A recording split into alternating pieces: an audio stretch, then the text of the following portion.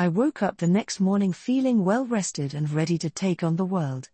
A full 8 hours and I was ready to hammer life. I hit the gym first.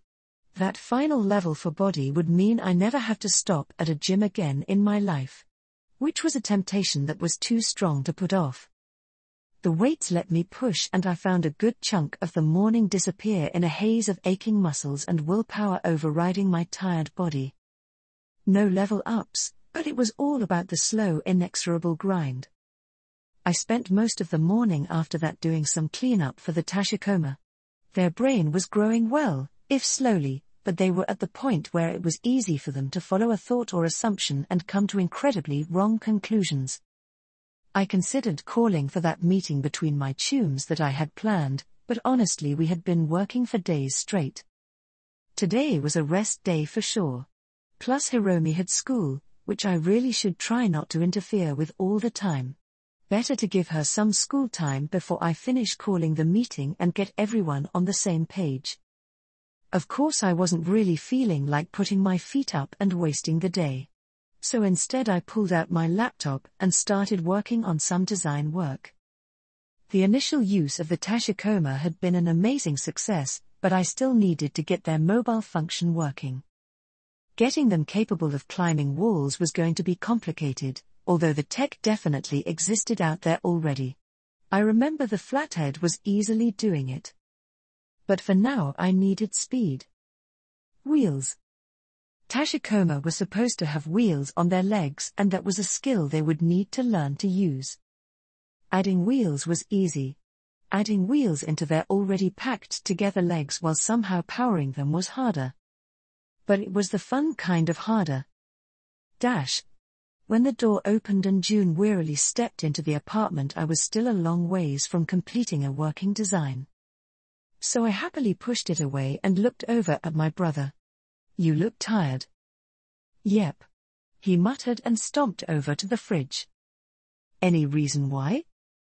"Been busy," he finally offered after grabbing an XXL and throwing it in the microwave. But he wasn't going to elaborate. "Okay," I mentioned, realizing June wasn't in the mood for conversation. A minute later he settled on the couch and chomped into his burrito and life seemed to return to him. "I've just been busy, Emoto. A lot of issues came up, and I wasn't able to handle them because of Yuto." "Ah." I looked away. We hadn't really had a conversation about this yet. The room grew a little awkward and I considered what to do. For June, Yuto was a friend, a companion, a brother in some ways. And I had killed him. "Hey June? Do you want to set up a space in our shrine for Yuto?" I asked, and June definitely wasn't expecting that. As he choked a bit on his burrito, I patted his back a bit and he got himself under control again. "What? You heard me. Despite everything. He was a chum, right?" June blinked and just looked over to our shrine. "We didn't use it much, it mostly stayed in the corner and we just left it as is." Finally June nodded slowly. "Yeah. I'd like that." I smiled as June's mood improved and we made plans to head out to get everything we would need. I might have zero connection to the man, but to June. This might be the way to get over the guilt he obviously felt. As we left the apartment to head to some shops, it was obvious that things had changed. I was getting stared at. Normally when June and I walked around, he got all the attention with his reputation out there, but this time it was something more. I was getting looked at, and people were whispering. "Looks like I'm not going to be able to stay low-key anymore," I muttered as we passed a few TC gonks sitting on a set of stairs, and all of them jumped for June but ended up flinching when they saw me. "Well, you did start working with Hayato Nakagawa-sama." "Ugh. Don't call her that." I cringed, because it was hard to keep in mind Hayato was important when she was sort of a mess. "You should start speaking about her with respect. It could cause issues." "Nah. I've punched her in the face too many times to do that." "Motoko? We spar together, June, what do you think?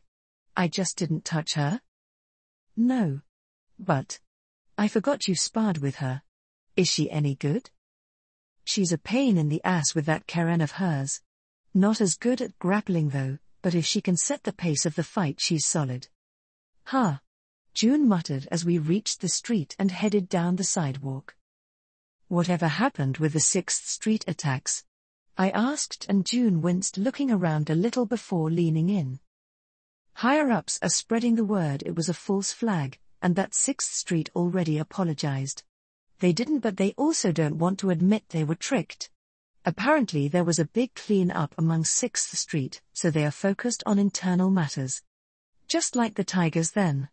I muttered, and June didn't comment, but it was what he didn't say that mattered. The reason the Tigers weren't retaliating was because they were dealing with internal trouble just as bad as 6th Street. So both gangs were apparently happy to just ignore the entire situation.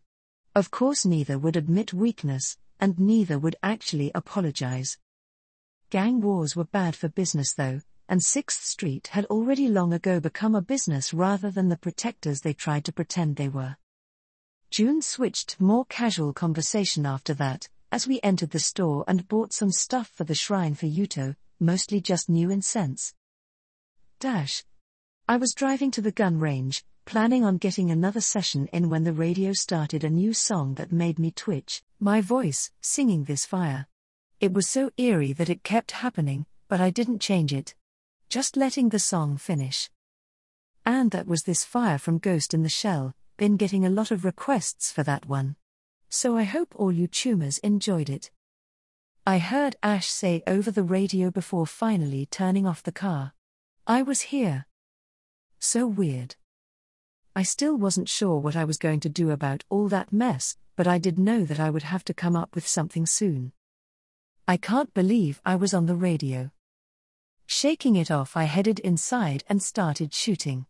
I was focusing on my handgun skill today, as it was pretty low for one of the skills I used a lot, and I could get a lot of work done. As I was shooting, I noticed one of the other shooters eyeing me, and I stopped and shifted so I was looking them straight in the eye. They flinched and looked away, and I glared. Tiger Claw. So he was staring because he had heard about me. Stupid rep. It was better when everyone just ignored me. 100 handguns XP gained. Handguns skill level up.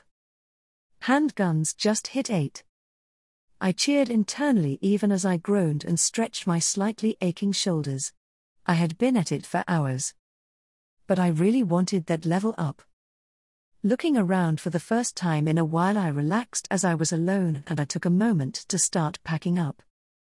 Processing the odd sensation of gaining muscle memory that I hadn't actually done before. Slight changes in how to hold and point, a slight shift in how I would register when to fire while aiming. It was all good stuff. Packing up, I decided to grab some food and probably flop on the couch for a while. As I headed out, I caught the issue. Once again, a couple of Tiger Claw gonks were standing around my car. I shifted my shoulders, giving me easy access to the boya, and stalked forward. Hey! Get off my ride! I demanded, and watched the men all shift to stare at me. Weapons visible. Chill Chum. The lead gonk offered and actually raised his hands, but his smile told me he was mocking. We're just here to talk. Talk to someone else then. Fuck off. I demanded. I didn't know who sent these fucks, but it wasn't anyone that I wanted to talk to.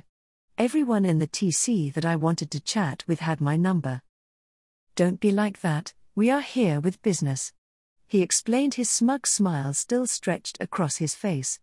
And when I just stared blankly, he smiled like he won some game.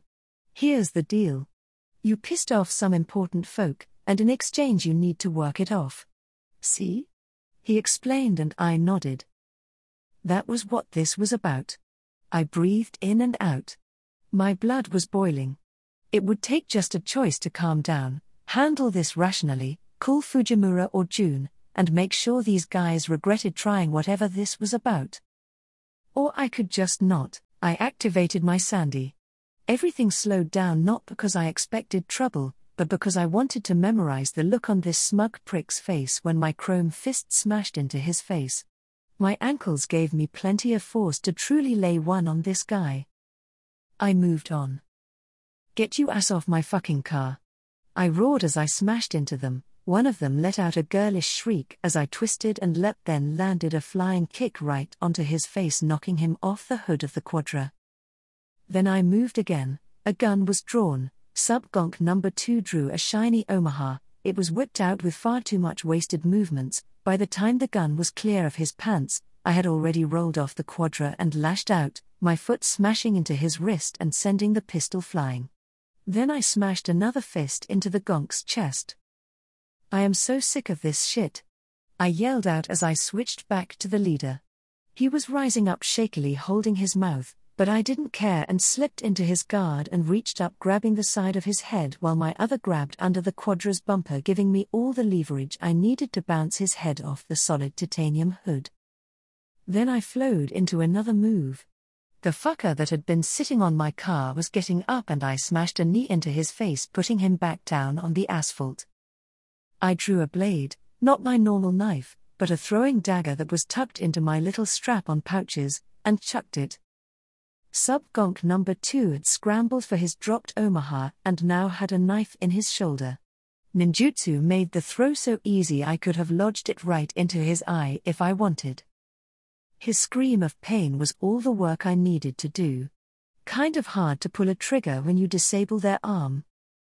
Wise words from a movie drill instructor.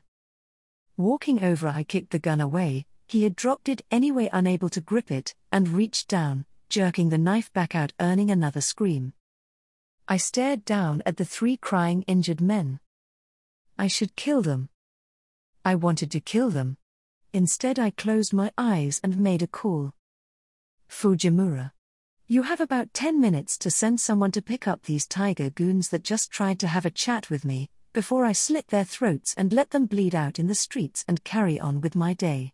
Here's my cords." Then I hung up and sat my own ass on the hood of the Quadra, my boy visible and keeping the goons on the ground. I guess I shouldn't be surprised. "Motoko!" June roared as he nearly jumped off his kusanagi and rushed over. Akari, I noticed, had been riding bitch behind him. "Hair." "I'm fine, June, just pissed," I explained calmly. The 3 men were sitting on the ground in front of my Quadra, the fight thoroughly kicked out of them. June looked me over and, seeing the only blood I had on me was my chrome knuckles, nodded. Then he turned slowly, practically looming over the 3 gonks. "Hey, see chill Oni, we were URK." June didn't finish listening. The man was lifted off the ground with one hand wrapped around his throat.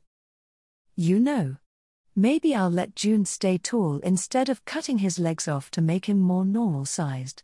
Because watching my ogre of a brother hold a struggling dumbass aloft with one hand was really funny. PFFT. I tried to restrain my laughter. The man's legs were kicking in the air, unable to find the ground that was a good foot away.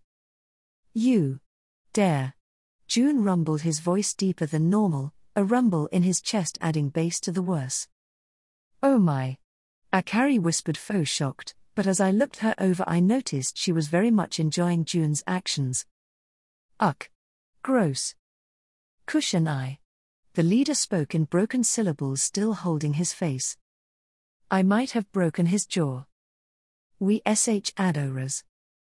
"What orders?" June rumbled, the guy in his hand still struggling, but I noticed June wasn't going easy on his throat. He was turning blue. "You should talk." The leader spoke quickly, hands raised as June looked like he was about to beat a motherfucker with another motherfucker. I watched and sighed, because June wasn't going to do that, or rip these guys apart.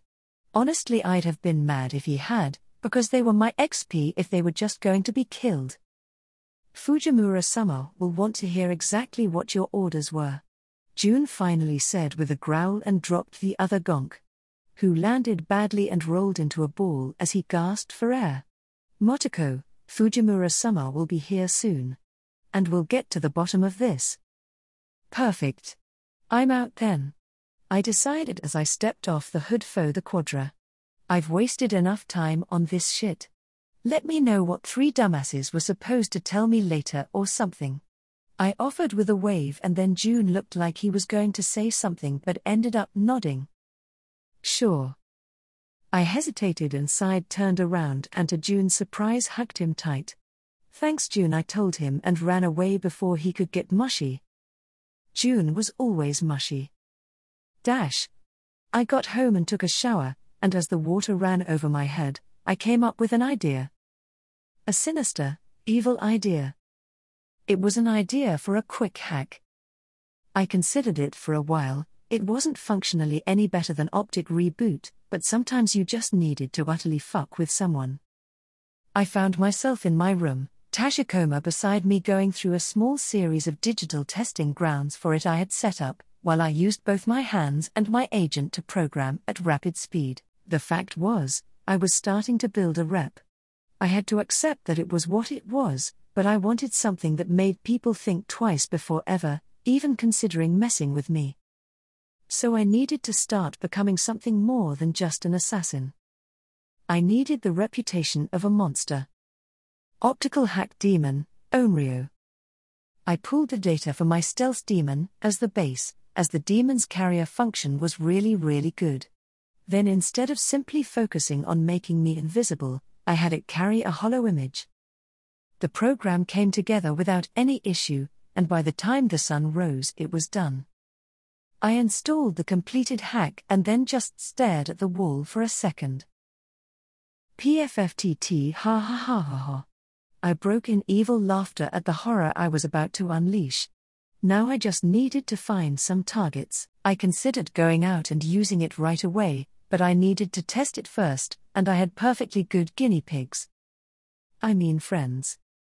Itchy and Malcolm were summoned. The little food place I had called them to was nice enough, but I wasn't inside. Instead I was on a roof across the way watching the 2 boys arrive, look around not seeing me, and slide into a booth. I quickly hacked into both of them and slipped in the demon, making sure to set it to the lowest setting. I didn't want to give them a heart attack after all. This was just some minor fuckery teasing. Just minor teasing. Between tunes. Watching the 2, it didn't take long before Itchy jerked in his seat and looked around as if searching for something. Malcolm asked him a question and Itchy just shook his head, and they went back to their discussion. Then Malcolm jumped nearly out of the booth as he patted at his legs and then ducked under the booth but came up looking confused. The 2 boys settled back in, and then it just kept happening. Odd twitches, or slight movement. Closing my eyes, I opened it again, connecting to the demons so they'd send the data to me as well. I thought about the laughing man a lot when it comes to hacking. The ability to just remove yourself from someone's vision, or change how you look in real time, is incredibly powerful in a world where everyone has cyberware vision. I wasn't at that point yet. Altering someone's vision in real time was insanely resource intensive, at least as far as I understood it. Of course that understanding could change as I leveled up more and more. But that didn't mean I couldn't touch on that sort of hack. Onryo was very simple. Slowly over time the user's vision would have flashes of something, in the corner of their eye, or in the shadows of a table below them. A ghostly shadowed version of me with white hair and glowing red eyes, and claws and fangs. I had gone all out. If the tiger claws wanted to call me Onryo, then I was going to scare the shit out of my enemies. So I watched as a faint version appeared over Malcolm's shoulder, a hand reaching out, not in Malcolm's vision, but in Itchy's. He twitched and called out. Malcolm reacted, his hand slapping his own shoulder right through the image, making it vanish. Not that Malcolm saw it. Both boys looked at each other and then spoke. Then I got a call. Oops. I think they figured it out. I leapt off the building without answering and crossed the street before entering the diner. Motoko. Was this you? Malcolm demanded, and I raised my hands in surrender. Sorry. I'll pay for lunch, so forgive me, okay? I pleaded, giving the boys a cute look. You were already going to pay for lunch. Itchy joined in as I joined them and slumped. Dinner, and snacks. Malcolm added, and I nodded in surrender. I had been fucking with them, after all. So what was that? My new quick hack. Version 1, anyways. While watching you all react, I realize it has some weaknesses. Shared network alterations are a must if this is going to work on a group of people, and I need something to induce a physical feeling. I muttered, already my vision was covered by the code as I started fiddling with it. Geez. That scared the shit out of me. Why make a quick hack that just makes you look like a ghost? Mostly to terrify my enemies. It's an Onryo. I explained and both boys nodded. They had heard that nickname for me before. Basically, I don't even have to attack a group. I can just hack them, and if they don't have a netrunner capable of realizing what's going on, they'll be too busy chasing ghosts to stop me from doing whatever I want. The boys both nodded along as I spoke, but then I revealed the truth. Of course, an optic reboot would be more efficient. Just blind them and get to whatever I need to do, but sometimes you just want to scare the shit out of a group of assholes. Hear, hear. Itchy cheered and the boys clinked their glasses together. Great, I was forgiven. There you are. June greeted me as I got home. I threw my jacket over the back of the couch as I leapt over to flop into the cushions beside him. Sup, June? Those fuckers that were trying to mess with you? Don't worry about it. Fujimura-sama made sure that it won't happen again. Yeah? The fuck did they want anyways? Nothing. Just stupid shit. Blackmail? I asked, because it had felt like I was about to be blackmailed. Not exactly.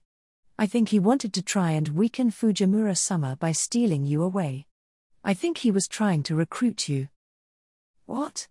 Why? I'm pretty sure he hates me. Motoko, Moritaka isn't the sort of man that would allow his feelings to get in the way of his goals. June said, and I frowned a bit at that. He didn't seem that way when I met him. June noticed my disbelieving look and just rolled his eyes at me. Don't worry about it.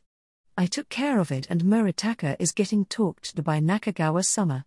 He overstepped a bit this time. Especially since they started a fight with you. June said idly, and then threw me a wink. Ah. I see. Yep. They started the fight. Definitely. I assured him, having picked up the context. He smiled, and that was that. I relaxed, the irritation of it all sliding off my shoulders. I knew that I wasn't done with Tiger Claw nonsense again, but at least I could kick it down the road a bit more. That was the goal. Just keep pushing the things I can't deal with safely now until later, until I could deal with them. The fact lit a fire under me again, and I hurried to my room. Time to get some work done. I scooped up the Tashikoma that was practicing something with its blocks and shut it down for a bit. I needed to do an upgrade. Luckily I had the parts from when I made the directional mics. I popped off the out shell with a few screws and looked at the internals. Flashed my eyes at my laptop and accessed it remotely, pulling up the CAD software. As I worked, I rolled around my room grabbing the parts from different places. A spare mic that had rolled under my dresser. Some wires in the top drawer right next to my underwear. The soldering iron was somewhere, and it took a minute to find it in my closet hidden under some clothes. Grabbing everything, I rolled back to my work desk as I finished up the design. I really just had to make sure it had some room, everything else was already in place. An hour later I was done. The Tashikoma now had access to a microphone. Able to pick up sounds, so it wouldn't be deaf. A few holes drilled into the case would let it hear, and it was done. Put back together. I set it on the table and started programming. Just because it had the hardware didn't mean it knew how to use it. Luckily I didn't even really need to program the whole thing. Microphone software to let a program hear was old code. I ripped it from a few different devices just in the apartment, including the TV and my radio. fiddled with the code so it was actually functional to my needs, and not full of garbage, and then updated the Tachikoma. I accepted the alerts that popped up over the little project. 100 engineering XP gained. 100 crafting XP gained. 100 technical ability XP gained. I got a few alerts for each one. But no level ups. That was fine. It was an easy project, and the system always liked when I finished something, but it wasn't exactly complicated. Just a minor update to the Tachikoma chassis. I wish I had the hardware upgrades for its mind. I hadn't heard anything from Hiromi about it since I brought it up a while back. Sure, the Tachikoma were functional as scouting drones right now, but if I wanted a scout drone, I'd have bought some off-the-shelf garbage. The Tachikoma were more than that. Shaking it off, I made a note to bring it up with Hiromi sometime soon, and instead rolled over to my programming laptop. I turned on the Tachikoma, and basically pushed it through some tests for its new mic, while I went to work on the Onryo hack. Like I had told the boys, it wasn't really that efficient. Blinding people would work better than just fucking with their vision. But efficiency wasn't always the right path in every situation. Now I had to figure out how to craft a hack that had another sense involved. Touch was difficult, sure. If they had real skin, or other similar products, it would be easier. Real skin had sensors to transmit touch, but tapping into that and keeping it all in sync with the visual changes. No, wait. I didn't need to have it actually interact with real skin. The flash of inspiration had me cackling as I checked my own hardware to make sure it was functional. Funny thing about neural links and agents. Agents had silent alerts and notifications integral to the system. Guess what it could do? It could make a buzzing, or a shock feeling on a palm, or something like that, but it wasn't really doing anything to that part of your body, it was just sending an electrical signal to the brain. I could co-opt that. Agents were touted as being pretty difficult to get into, but it just wasn't the case. The onboard AI wasn't really great. They were good at learning habits and behaviors, and assisting their user, but they weren't intelligent enough to counter a foreign install. I went to work, watching over the Tachikoma with one eye as it ran around exploring sounds and registering them into its system. I winced as I noticed the file growing exponentially, and had to take a break to stop it and work with the Tachikoma to register an easier way to process sounds. I couldn't have it create a file library of every sound it heard. If the Tachikoma did that, it would bloat so large the Tachikoma's mind would break under the weight of its own memories. Well, it would crash until I fixed it, but the point remained. So instead, I needed it to process sounds not as a copy-pasted registry, but as an inquisitive module. Take in the sound, look to register what it was and process accordingly. Except for speech, which would be in a registry library. Those were pretty small though. People were more than capable of fitting an entire language software in their agents alone. I should probably get more languages myself actually. It almost made me stop working, but I shook it off. I'll make a note to pick up a few of the common ones. Japanese would probably help a lot when dealing with the weebs. Hey, Motoko. Your song is on. June called out suddenly and I looked away from my programming to faintly hear my own voice coming from the living room. Rising up, I stepped outside and indeed it was true. This fire was playing. And June was doing his proud older brother thing as he looked from the radio to me. It still felt weird to hear my own voice. June was quiet as the song played through, just looking all proud that it was on, and only when it was over and Ash came over the air did he turn to me. So? What do you think? I think it still sounds awful and I hate it. I told him, but that was actually lying, and he caught that. Giving me a look, come on, don't be like that. It's weird. I answered truthfully. I should probably do some more songs soon. Oh? You have some more ideas? He asked, sounding interested, which made it a bit awkward when they weren't exactly ideas in the creative sense. Yeah, something like that. I'm sure Hiromi is going to bug me soon about putting out more songs. Or doing more gigs. I groaned at that idea. Hair. June just chuckled at me and stood up, throwing an arm over my shoulder, pulling me in for a hug. I think you'll somehow live. He teased, and I gently elbowed him, but didn't really pull away. Shut up. It's not like I want to come up with an entire new set list or anything. Even though I have some ideas. I mumbled, and that was my mistake. Talking to June, that was the mistake. He said, and suddenly I was lifted up, hands under my armpits as June spun me around in the air. I look forward to hearing it. When are you going to be done? Need any help? No. I groaned as I kicked a little, but June was lifting me up, and it wasn't like I wanted to really dick kick him or something. So I could only really pout and look away from him as he hefted me up like I was a toy. Stupid light body. I was going to get a full body conversion and weigh a ton or something and laugh as June failed to mess with me like this. Then June put me down and sort of looked embarrassed.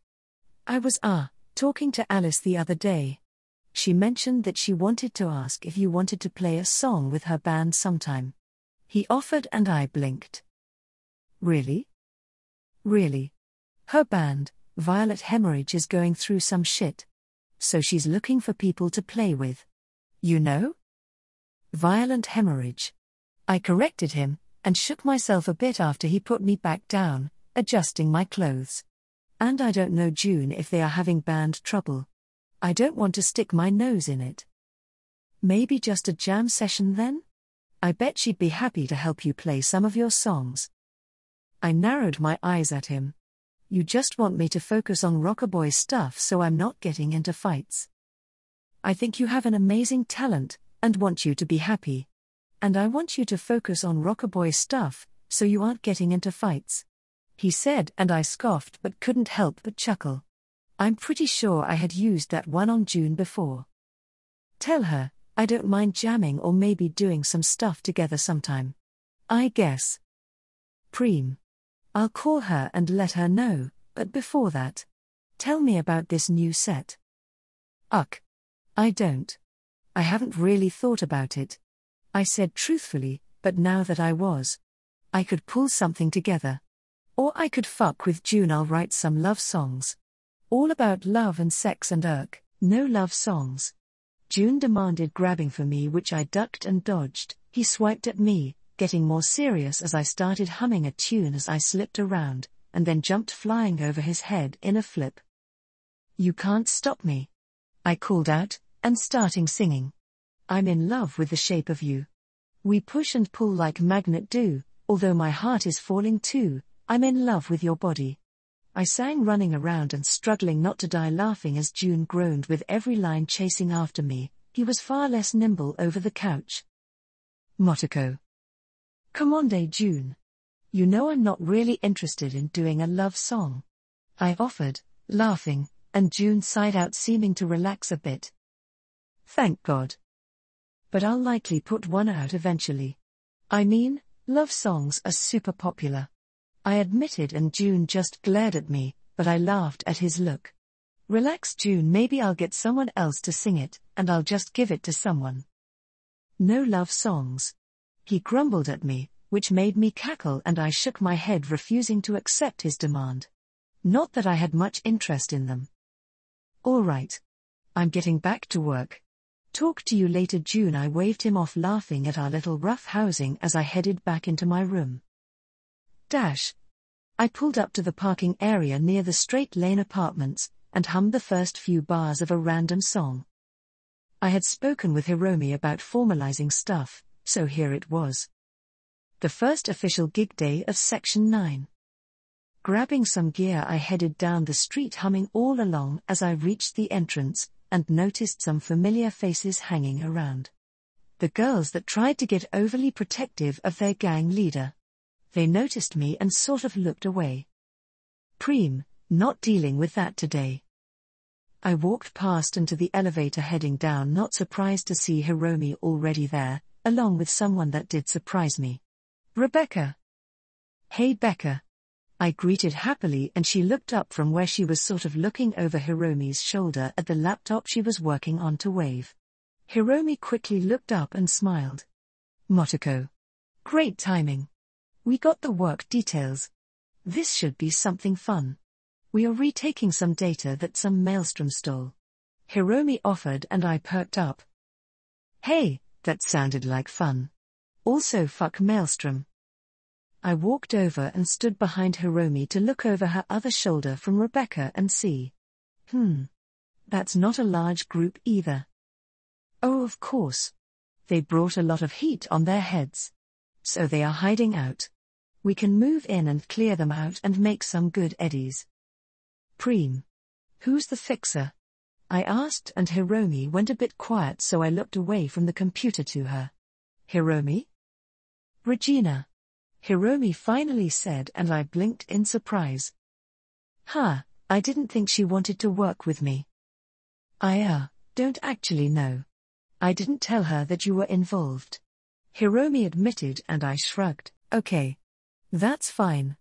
I don't like dealing with that part of the gig anyways. I'll leave it to you. Yeah. You can leave it to me. Hiromi said with a big dopey smile. I smiled back and heard the elevator start up. That's the boys. I confirmed it with a quick check of the lobby camera. Good, I was about to start puking. Rebecca said and I shifted to her. What? Are you sick? I asked worried and Rebecca stilled before looking away. Nah, just I'm good. Don't worry about it. We're about to kill some gonks, and make some eddies. Rebecca cheered, sounding normal. She didn't look sick. I shook it off as Ichi arrived, with Malcolm in tow. Both of them looked ready. Already mostly kitted out. Perfect. Everyone suit up.